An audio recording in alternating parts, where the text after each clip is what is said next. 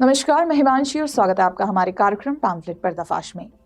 राजनीतिक उद्देश्य के साथ साथ अटेंशन पाने के लिए भी आदतन फेक न्यूज फैला दी जाती है। राजनीतिक दलों से लेकर कुछ न्यूज चैनल फेक न्यूज को स्पॉन्सर करते नजर आ रहे हैं। तो चलिए इनकी स्पॉन्सरशिप रद्द करते हुए इनका पर्दाफाश ही कर लेते हैं। शुरू करते हैं फैक्ट चेक नंबर 5 से। अब लग रहा है कि न्यूज चैनल के पास भी खबरें नहीं रहती तो वे फेक खबरें बना लेते हैं। दरअसल जी के गुजराती न्यूज चैनल जी24 कला ने राजस्थान विधानसभा चुनाव में भाजपा द्वारा शराब बांटने का एक वीडियो शेयर किया है। ऐसा करते हुए बताया गया कि राजस्थान में विधानसभा चुनाव पूर्व ये वीडियो वायरल हो रहा है। हालांकि वीडियो के साथ किया गया दावा झूठा है, क्योंकि ये लगभग 2 वर्ष पुराना वीडियो है और इसे बार बार सोशल मीडिया पर किसी पार्टी के साथ जोड़कर वायरल कर दिया जाता है। इससे पहले भी यूपी कांग्रेस इस वीडियो का इस्तेमाल बीजेपी को बदनाम करने के लिए कर चुकी है। ऐसे में राजस्थान में वोटिंग के ठीक पहले इसका फिर से वायरल हो जाना कोइंसिडेंस तो नहीं कहा जा सकता, है ना? तो चलिए इसी के साथ आगे बढ़ते हैं फैक्ट चेक नंबर 4 की ओर। उत्तराखंड के सिलक्यारा डंडाल गांव टनल में 12 नवंबर से फंसे 41 मजदूरों को बाहर निकालने का काम हो चुका है। भगवान में आस्था और रेस्क्यू टीम की कड़ी मेहनत से आखिरकार वे सुरक्षित बाहर भी आ गए हैं।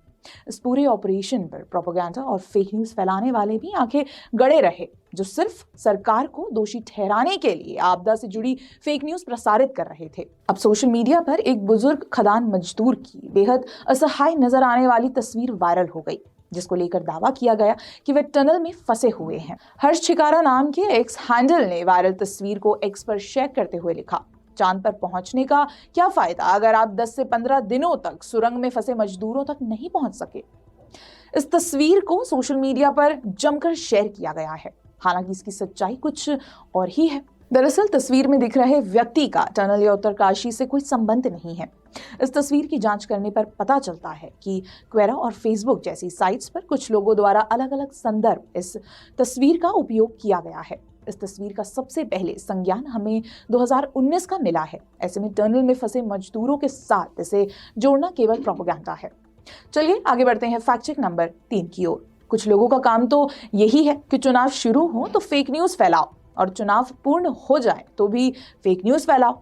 अब मध्य प्रदेश में 17 नवंबर को विधानसभा चुनाव संपूर्ण हो गए हैं और 3 दिसंबर को मतों की गिनती होनी है। इस बीच सोशल मीडिया में एक वीडियो वायरल है जिसमें दावा किया जा रहा है कि 3 दिसंबर यानी मतगणना से पूर्व ही मतपत्रों की पेटियां खोलकर गिनती शुरू कर दी गई है। ये क्लेम पूरी तरह से झूठा है। आदतन fake news peddler Sadaf Afreen से लेकर मध्य प्रदेश कांग्रेस ने इस वीडियो को प्रसारित कर कलेक्टर गिरीश कुमार मिश्रा को निलंबित करने की मांग की है।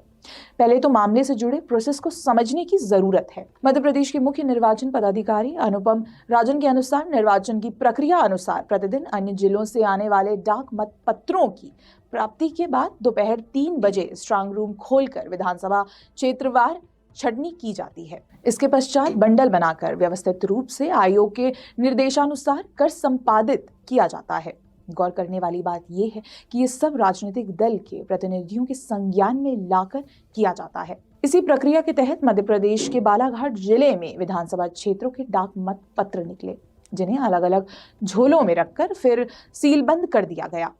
इसमें ना तो मतों को खोला गया है और ना ही गिनती की गई है। इस संबंध में बालाघाट कलेक्टर व जिला निर्वाचन अधिकारी डॉक्टर गिरीश कुमार मिश्रा ने बताया है कि पोस्टर बैलेट का स्ट्रांग रूम भाजपा और कांग्रेस के प्रत्याशी को सूचना देने के बाद खोला गया था। इसमें किसी भी प्रकार की बैलेट की गिनती नहीं की गई है। स्ट्रांग रूम खोले जाने से लेकर बंद किए जाने तक कांग्रेस और बीजेपी के लोग मौजूद थे। अब सदफ आफरीन को छोड़ दें तो मौके पर मौजूद रहने के बाद भी कांग्रेस क्यों मामले पर झूठ फैला रही है, इसका कारण कहीं उनकी निराशा तो नहीं। चलिए आगे बढ़ते हैं फैक्ट चेक नंबर 2 की ओर। प्रधानमंत्री नरेंद्र मोदी ने शनिवार को सरकारी स्वामित्व वाली हिंदुस्तान एरोनॉटिक्स लिमिटेड का दौरा किया। इस दौरान उन्होंने बेंगलुरु में तेजस लड़ाकू विमान उड़ाया। देश के प्रधानमंत्री द्वारा स्वदेशी तेजस लड़ाकू विमान उड़ाना अपने आप में ही अभूतपूर्व घटना थी।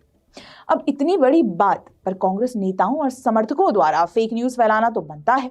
आखिर वे तो सामान्य घटना में भी झूठे दावों का पुलिंदा खड़ा कर देते हैं। दरअसल प्रधानमंत्री का तेजस में हाथ हिलाने का एक वीडियो कई कांग्रेस नेताओं और समर्थकों द्वारा मोदी जी बादलों के ऊपर से किसे अलविदा कह रहे हैं जैसी व्यंग्यात्मक टिप्पणियों के साथ प्रसारित किया जा रहा है। भारतीय युवा कांग्रेस आईएनसी के एक्स हैंडल ने वीडियो शेयर करते हुए लिखा, बादलों के ऊपर पहली चुनावी रैली देखें। सुप्रिया सुनीत, श्रीनिवास बीवी सहित ऐसे बहुत से कांग्रेसी समर्थक ने लो आईक्यू का प्रदर्शन करते हुए वीडियो शेयर कर दिया। शायद कांग्रेसियों को पूरा वीडियो देखने की आदत नहीं है, क्योंकि अगर उन्होंने देखा होता तो पता चलता कि प्रधानमंत्री मोदी अपने बाजू में उड़ते विमान की ओर हाथ हिला रहे हैं। वीडियो को देखने पर 54 सेकंड पर दिखता है कि पीएम मोदी बाईं ओर अपना हाथ हिला रहे हैं। इस फ्रेम से ठीक पहले 51 सेकंड पर देखा जा सकता है कि जिस विमान को वे उड़ा रहे थे उसके बगल में एक और विमान उड़ता हुआ दिखाई दे रहा है। फिर 1 मिनट और 1 सेकंड की समय सीमा पर वीडियो एंगल स्विच होकर दूसरे विमान को दिखाता है और आप प्रधानमंत्री मोदी को इस विमान के अंदर लोगों की ओर हाथ हिलाते हुए देख सकते हैं। इससे पता चलता है कि पीएम मोदी विमान में उड़ रहे लोगों की ओर हाथ हिला रहे थे। सुप्रिया सुनीत के साथ साथ लगता है हर कांग्रेसी को फेक न्यूज को फैलाने की आदत लग गई है।